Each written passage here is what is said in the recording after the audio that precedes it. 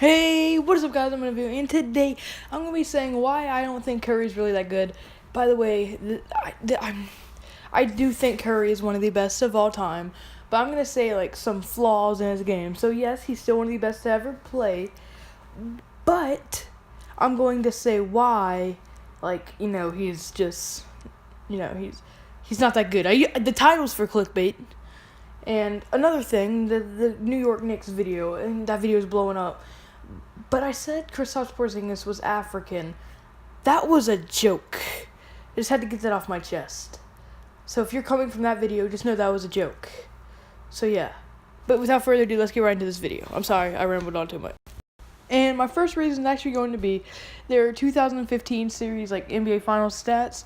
So Steph Curry, he actually, he had a pretty good series. He averaged 26.0 points per game, 5.2 rebounds per game, 6.3 assists per game, and 1.8 steals per game. But Kyrie and Kevin Love were obviously injured in that series, so that was a huge reason. But he was actually carried by Andre Iguodala, who won Finals MVP. He put up a defensive performance that, you just never really see from somebody. That was probably one of the best NBA defensive performances we've ever seen in the NBA Finals. He averaged 16.3 points per game, 5.8 rebounds per game, 4.0 assists per game, and 1.3 steals per game. So, this dude had straight clamps. But he was also being carried by a Klay Thompson, who had 15.8 points per game, 4.3 rebounds per game, and 1.7 assists per game, and Draymond Green, who had 13.0 points per game, 8.3 rebounds per game, 5.0 assists per game, and 1.2 blocks per game. I know I just threw a whole bunch of stats at y'all, but when you think about it, everything went right for Curry. He had Kyrie and Love were hurt. Everything went right for him in that series. So that's one huge reason why he did so good. And then also, when everything, went right, he still couldn't win MVP. Everything that could have went right for him went right, as two of their best players got hurt, and leaving LeBron James high and dry.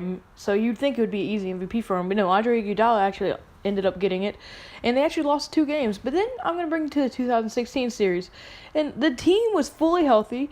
When he prospered pretty much. When their team, the Golden State Warriors, was fully healthy, Steph Curry was doing good. When there was no adversity towards them, they were doing very good. And he was averaging 15 points per game, 6 assists per game, 5 rebounds per game. But when Draymond Green, he got ejected. He got suspended for a couple games for getting too many technical fouls.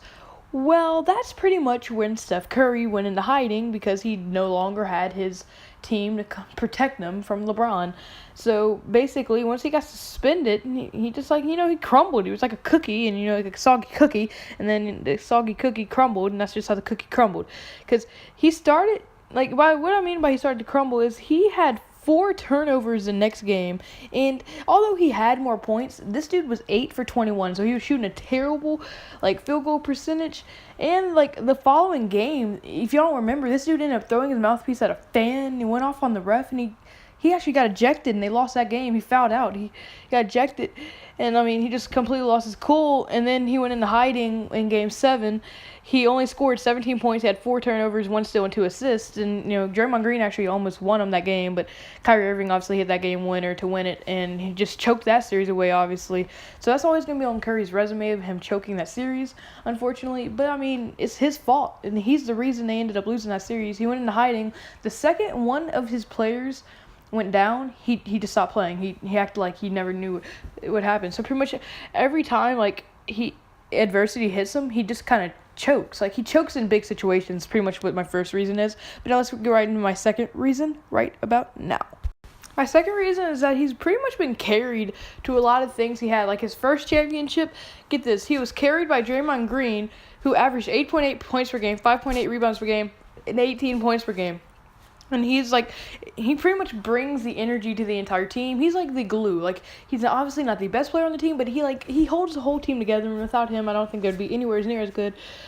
But he also was carried by Finals MVP Andre Iguodala, who put on like I said earlier, one of the best defensive performances in NBA Finals history. We'll probably never see good defense to this unless Kawhi Leonard goes to the NBA Finals one year. And then his second series, the 2017 second championship he ever got, he was carried by Kevin Durant, who ended up being league MVP and finals MVP, and pretty much averaged a triple-double on LeBron, so he had an answer for LeBron, and he was carried by defensive player of the year and Draymond Green. So he's been carried to pretty much every finals win he got. He's never really won finals MVP. But to win finals MVP, you pretty much have to carry your team in the finals or just be the best player in the finals. And I mean, yeah, he has 2 league MVPs, but he's never been the best player in the finals. He just doesn't show up in hard moments. So my second reason pretty much is he's just been carried to everything, like every finals at least. Like, he has great regular seasons, don't get me wrong.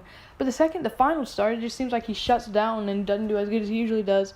And then my third reason is his counterpart, Klay Thompson, like his sidekick, apparently. They almost have identical stats. Like, get this. All right, Steph Curry has 25.3 points per game, 4.5 rebounds per game, and 6.6 assists per game, and he shoots 57.5%. And then you have Klay Thompson, who's a great shooter, don't get me wrong, but he has 22.3 points per game, 3.7 rebounds per game, and 2.1 assists per game, my fault. And by the way, he's not a point guard, so he's obviously not going to have anywhere near assists per game, but he also shoots 56.5%, so they almost have a completely identical stats. People act like Steph Curry is so much better than Klay Thompson, when in reality, according to their stats, and stats don't lie, they're actually extremely close to each other. So, I mean, and do I think Steph Curry is bad? Do I think he's terrible? No, I do think he's one of the best in the league. But, I mean, these are some, obvious flaws, in my opinion, in his game.